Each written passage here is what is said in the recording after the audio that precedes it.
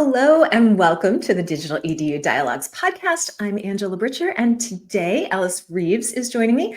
Ellis is the Director of Online Learning and Support at the University of South Carolina Aiken. Welcome back to the podcast, Ellis. Thank you, Angela. I'm so excited to be back. Well, we are so excited to have you back. The first time you were on, we were just starting to discuss and experience AI in higher education and this really sudden movement.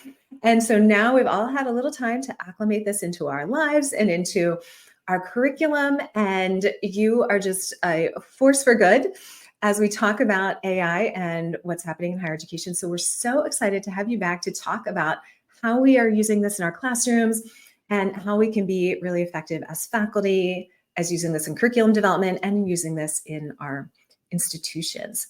And one of the things that's getting a lot of attention right now is creating AI policies for faculty. And you are working on this right now at your institution and have some helpful ideas. So share with us what you're working on.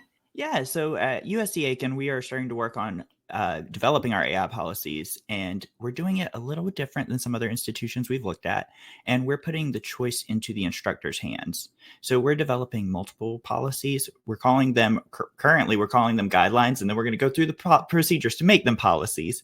But we're doing 3 different guidelines where we say you have the choice to integrate it into your course, and students can use it, but they have to cite it appropriately. They can choose to not use it in course, and it's treated as plagiarism if it's used in a course. Or we've got some bullet points that faculty can use it for and say, these are the ways that you can use it, and here's how it's prohibited in the course. And we've got it so they can kind of tweak that policy to their needs of the course. So if they want to allow some generative AI use, but they don't want it to be used in papers, they would have the flexibility to do that. So we're really trying to empower our faculty to make the decision that's best for them and their students. I really like this idea of empowering faculty. So talk more about that and, giving faculty choices, empowering them, and really embracing academic freedom. But this is also really helpful across the spectrum of adopters and non-adopters. Yeah, see, I'm very, very fortunate to have some amazing faculty that I work with, and it comes down to conversations. So just in passing in the hallway, I'll be like, hey, have you tried this in your course? I know you teach this course. What can we do to add in some AI aspects so that your students are being exposed to it in a controlled setting? So with the adopters, it's really about those early conversations and seeing where they get excited, that little spark behind the eyes when they're like, oh, this really could be cool for my course, or I could be doing something that's really innovative. And seeing that engagement with the adopters gets them to have that excitement where my non-adopters get to see that and kind of go, maybe I will try it. And even if they are skeptical to it or have concerns, having those conversations with them about why they have those concerns, what makes them feel that way, how can I try to mitigate that in my position or help them in their understanding to make them feel more comfortable? Or is it something that they're just not willing to adopt, but we can still enrich their course in other ways? Mm-hmm. So it's just all about conversations and knowing who the faculty are and how you can work with them best to enrich your student experience. Mm-hmm. And one of the things that I appreciate that when you and I talked earlier that you shared was this idea about, as we look at history of adopting new things into education, and you talked about internet access. And at the start of the internet, we all assumed that would mean cheating. And talk a little bit about that example. Oh my gosh, I'm sure we all, like, if you were around in the 90s, you remember when Internet Explorer took off. And the world changed drastically there. It was a big shift in the digital age. And there were so many concerns in academia about plagiarism, access. The word access you'll see used tons and tons if you look back at articles written there and research done in the 90s. So when we look forward to what we're experiencing now, you see some parallels. You're like, they're getting more access. They're getting to get to this information quicker. They're getting more information than they've ever had at their fingertips. So the conversation's still aligned. And if you think forward 30 more years, we're going to have another digital age. And we're going to have a new technology innovation. I don't even know what it could be, but I didn't think AI would be here as quick as it was. But things like that keep education exciting. And that's why we have to stay at the forefront of it so we can teach other people how to adapt and grow and learn with these tools. Mm-hmm. And speaking of teaching others, you have a series of workshops and trainings that you're planning. Yeah. Talk about that and how that ties into that idea of having those conversations with faculty and empowering them on how to use AI. Absolutely. So I think workshops, so if you ever lead workshops, sometimes it's hard to get people to come to those workshops.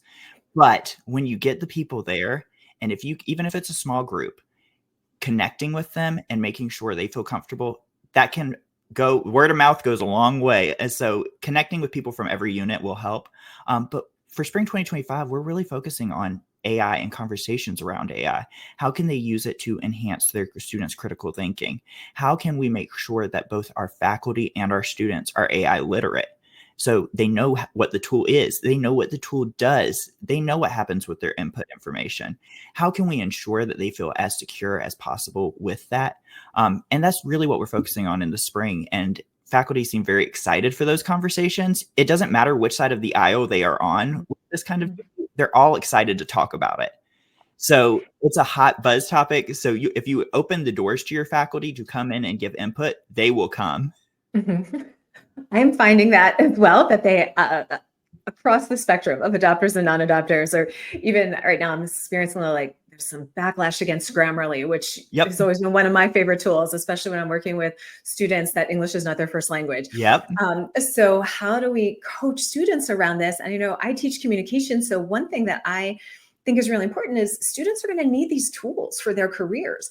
So how do I teach them and help them explore it and experience it? And, when I have an intro writing class, sometimes students will be like, oh, well, AI is cheating. I'm like, okay, right. But we're going to play with it in this class because I want you to see the difference between what you wrote and what different AI tools are offering, and how to reject what it's offering, how to take an idea and make it your own, so that they understand how they might use these tools at work, and what the benefits are, as well as when it doesn't give you the answer you're looking for, or absolutely, or when it's contradictory to what you're looking for. Yes, absolutely. And as the user experiences the systems more, even if it's ChatGPT, Copilot, whatever system they're playing around, even if it's Snapchat AI, whatever system they have access to, once they play around with it more, they get some comfortability with it. And that comes from having some knowledge about how the system interacts with you.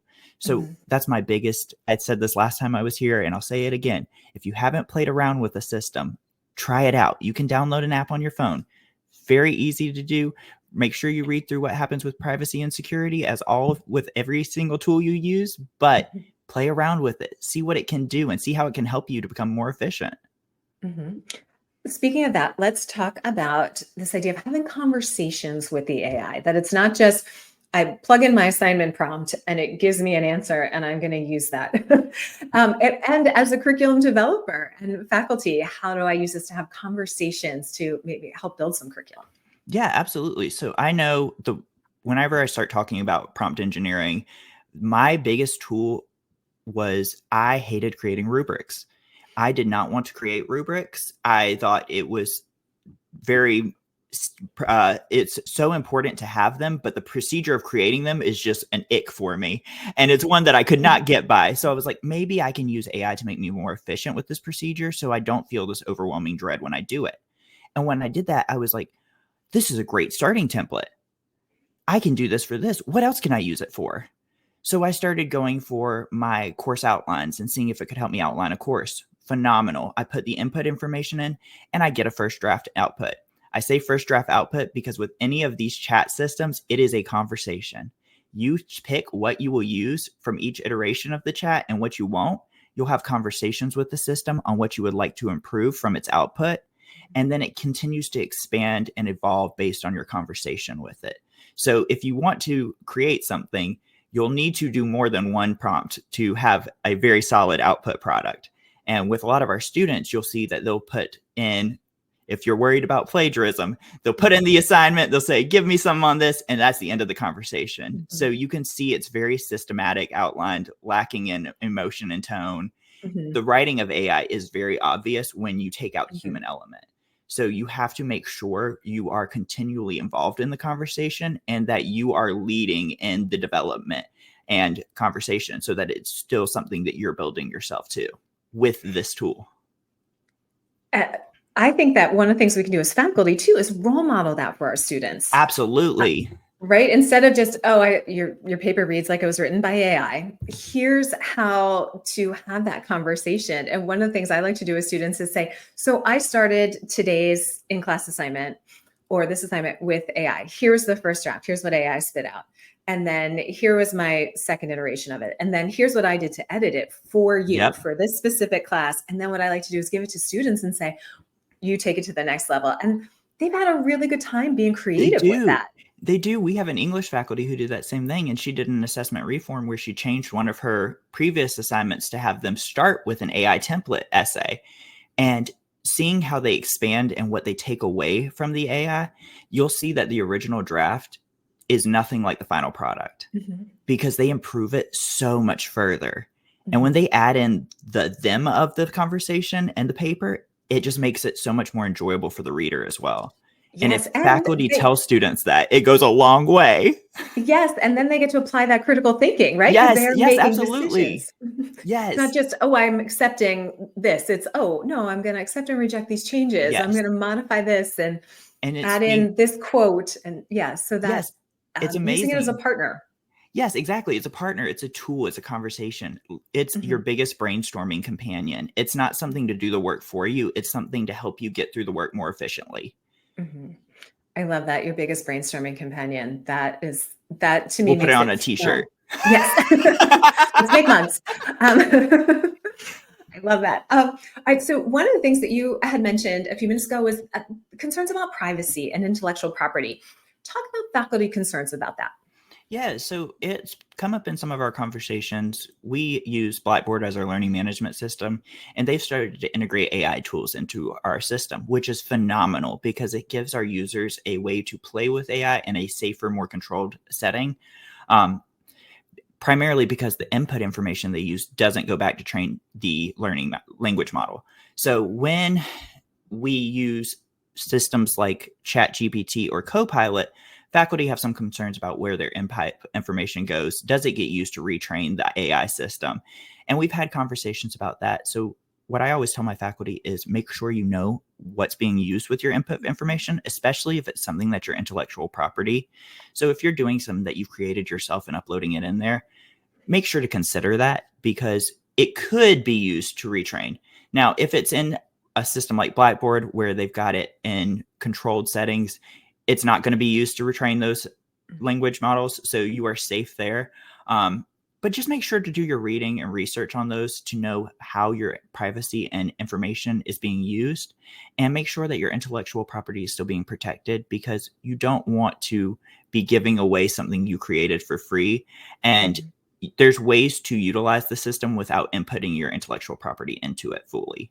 So that's my advice for people there. And I think that makes faculty feel more comfortable using the learning management system as well to get in there. And maybe some faculty that are accustomed to teaching in person without using those online components, it really can help them get more comfortable with using their LMS. Oh, absolutely. And if they have like lectures they develop themselves that they don't want other people taking, we can use those to generate test questions within our LMS, and it doesn't get used to retrain the model. So that's very nice for the faculty. So I always say check to see how the system is being used and make sure to know where your privacy and where the information is going when you do input information into those chats. Great advice. All right. There's a lot of talk about ethics in AI Yes. and cheating in AI. My students are right about this often. And so share your thoughts on ethics and how we can ethically use AI as part of higher education. Yeah. So it's whenever I hear about the concerns with AI, specifically generative AI in higher education, it's ethical and privacy concerns and then academic integrity. Those two go hand in hand. So how do we combat that and make sure that our students are using it in an ethical way? Well, first, make sure that you know how to use it in an ethical way, because if you know how to use it, you can teach them how to use it.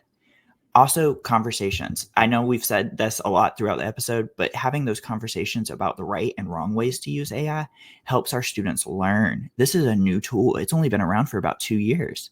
So we have to have these conversations so that when people do use it inappropriately, they understand how they did so.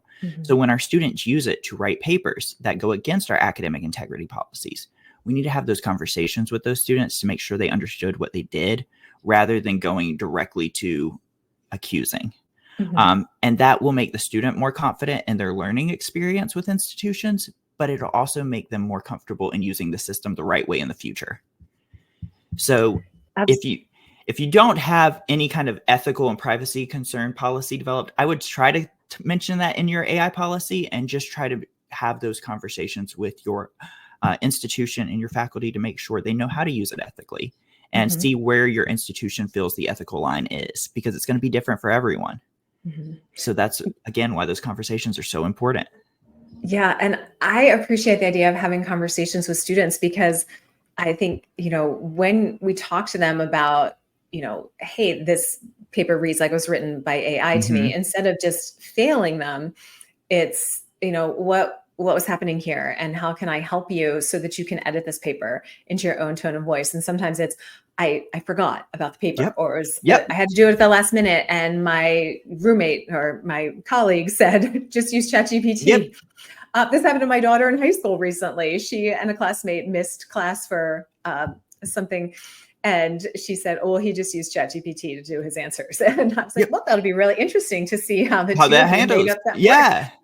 And Well, so, yeah, having those conversations about why and when and how, and let's work on how we can improve this. Because yes, you can, in my class, you can use it. So let's mm-hmm. talk about how to make this your original work.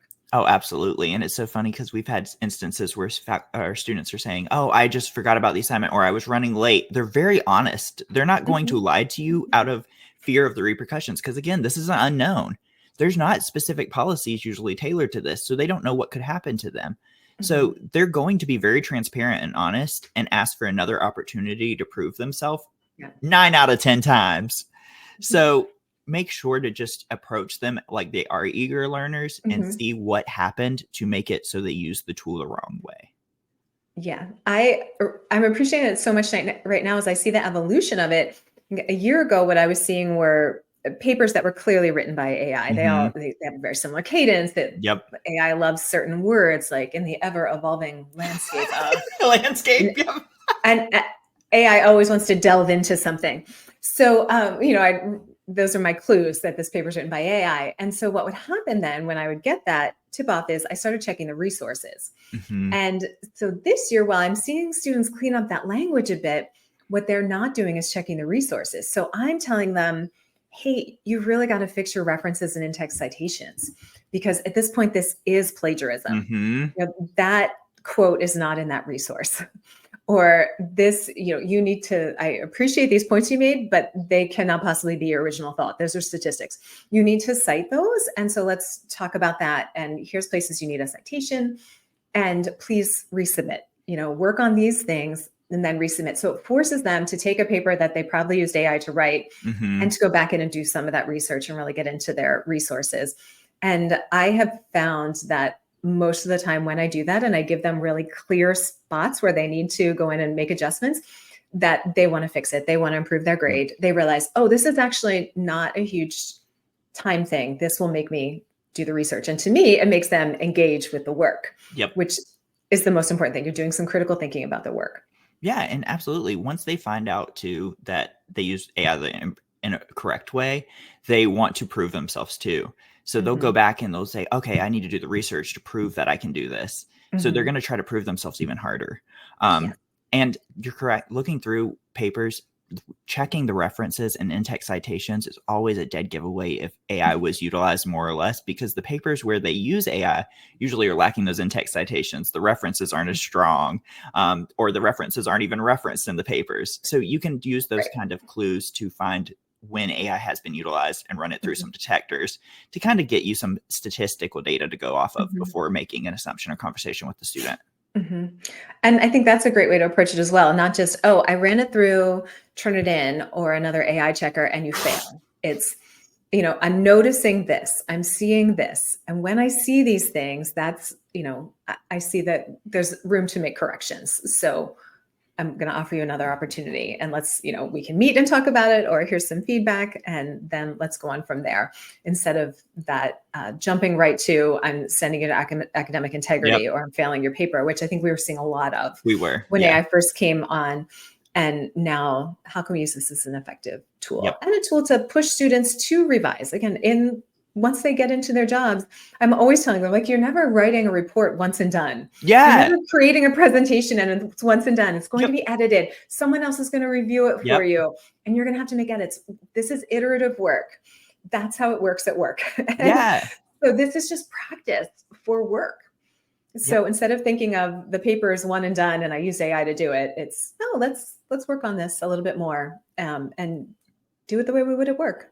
Yeah, and you're successfully exposing them to AI, which they are undoubtedly going to use in their future career. No matter what career they're going to be in, there's going to be some way or form they're going to use it. Yes. So as an instructor, not only are you giving them that really, really good research foundation, but you're exposing them to technologies and tools that they need to succeed in the real world. Yes. And we love that. Yes. Speaking of this, when you and I talked recently, you talked about AI as a recruitment tool and recruitment feature for students, which is something I hadn't given a lot of thought to. So talk more about that. Yeah, so I think we're going to see more students looking at institutions and seeing what technical skills they're going to get from that institution, not just what job skills, but what am I going to take away with AI? How am I going, or is this going to teach me how to use it to the best of its capabilities? Is it embedded in the curriculum? For business programs, they're going to look for that, I believe. Education programs, you'll start to see them say, how can you use this to develop lesson plans? How can you use this to effectively address student learners and do different learning experiences for each of your student learners? So I think students are going to see how vital this tool is, much like the internet, and want to know how to use it. So in the 90s, there was the cultural lag where it didn't hit curriculums for a few years because the fear and the unknown. We're going through that cultural lag right now, but you can start to see the wheels turning at institutions and they go, how can we get this into our curriculums? So they know people want it and they know the students are looking at it. So if your institution isn't already thinking about getting AI embedded into your curriculums, I highly recommend it. And it won't take much for them to do because, like we talked about, showing them how to use it effectively with papers, research. There's ways you can integrate it that they're already using it, but teach them to use it effectively and correct, and make sure it's ethical the way they're using it. So we need to be at the forefront, because if education's not at the forefront of it, then we kind of fall behind, because with technology, sometimes education's a little bit more nervous. We get a little scared with technological changes. We do. But with this one, it's something we really need to invest in and make sure our faculty are empowered to teach our students how to use it, because it is going to be the future. And even if we're scared of it, there's nothing we can do. It's here now. Right. We must accept it. And as you're talking, I'm thinking, in the next few years, we're going to see at institutions that there will be that elective on AI and curriculum development, or AI and engineering, AI prompt engineering, that we're going to see this across fields. And that everyone's going to have their AI integration course. And that students are going to be looking for it. And just like I compared a lot to social media, 20 years ago, it was, what is this social media? And people would say, I don't believe in it. And I would say, well, it's not an ism. It's a marketing tool. It's a communication tool.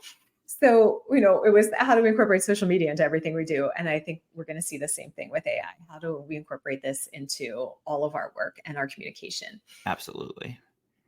And Ellis, anything else you want to share with us today that you are excited about as we come into the new year and talking about AI? Yeah, I'm really excited to see how the institutions keep using it. Like Blackboard just did a new AI conversations tool that uses the Socratic questioning method. So it lets it's an AI you can program as an instructor based on a specific topic, and it will ask questions to the student about that topic, and they respond, and the AI evolves based on what they say to keep asking questions to keep them critically thinking about the topic. Very amazing tool. We just started embedding it across our curriculums, and I think it's the early signs of how AI is going to change education. So stuff like that just gets me really excited, because 2 years ago, we didn't have any of this. Yeah. It's crazy. Like, I'm like, where are we going to be next year?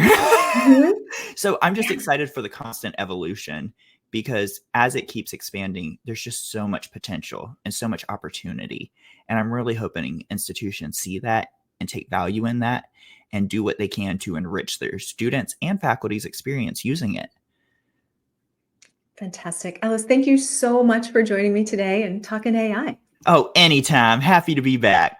This episode of DigitalEDU Dialogues is brought to you by the BAB Group. The demands for teaching and online learning are constantly evolving. Don't get left behind. Carve out a competitive edge and give students engaging learning experiences with support from the BAB Group's team of course design experts. As experienced online faculty and instructional designers, the BAB Group knows how to craft those aha moments for students and meet outcomes for every modality, online, hybrid, and face-to-face, creating engaging, welcoming, and inclusive learning spaces for students of all ages and abilities has never been more important. Discover how the BAB Group can help you by visiting